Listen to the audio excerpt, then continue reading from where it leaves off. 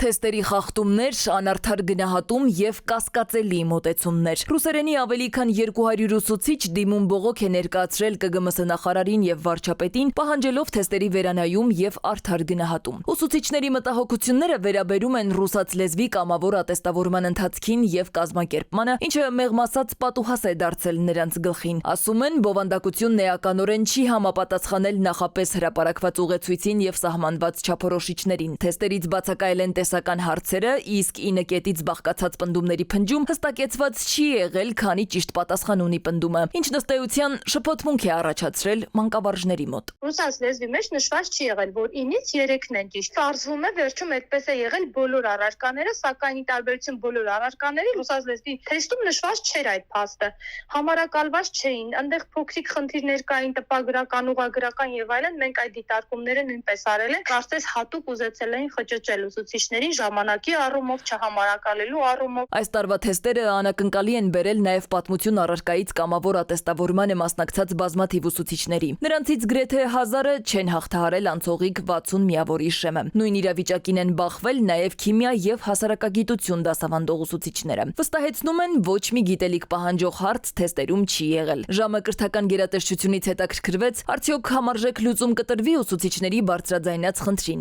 Պատասխանեցին, որ ինչպես ամեն տարի, այնպես էլ հիմա նախարարությունը հավաքագրում է ուսուցիչների բարձրաձայնած հարցադրումները, խնդիրները, ինչպես տարբեր առարկաների, այնպես էլ ընդհանուր ընթացակարգի հետ կապված, որոնք հետագայում վերլուծում են եւ բարելավում գործընթացը։ Յուրաքանչյուր ուսուցիչ իր թեստի այն հարցերի վերաբերյալ, որոնց հետ անհամաձայնություն ունի, հենց համակարգում բողոքարկում է, նշելով իր անհամաձայնությունը։ Բողոքարկումները ստանալուց հետո 5 աշխատանքային օրվա ընթացքում ձևավորվում է բողոքարկման հանձնաժողով, որը քննարկում է ներկայացված յուրաքանչյուր բողոք եւ անհատապես պատասխանում է մասնակցին։ Գնահատման եւ թեստավորման կենտրոնից էլ վստահեցնում են, բոլոր թեստերը կազմվել են բացառապես դպրոցական ծրագրի շրջանակում։ Ուստի դրանք բարդ կոչել խելամիտ չէ։ Բացի այդ, ԳԹԿ-ն որևէ դիմում չի ստացել այն մասին, թե այս կամ այն առաջադրանքը դպրոցական ծրագրում չկա։ Բողոքարկման ժամկետների ընթացքում ստացված դիմում բողոքների ուսումնասիրությամբ որևէ բովանդակային խախտում չի հայտնաբերվել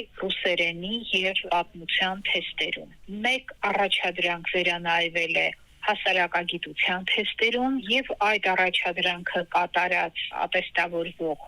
ուսուցիչների քննական միավորը փոխվել է։ Նույնիսկ մեկ բողոքի դեպքում, երբ դա ըստ էության բողոք է, անպայման բողոքարկման հանձնաժողովը անդրադառնում է դրան։ Գնահատման եւ թեստավորման կենտրոնի ներկայացուցիչը լակոնիկ է ձևակերպում։ Եթե ուսուցիչը տիրապետում է իր դասավանդած առարկային, նա պիտի կարողանա գրել թեստը։ Սվետլանա Ավդիշյան, ժամը լրատվական։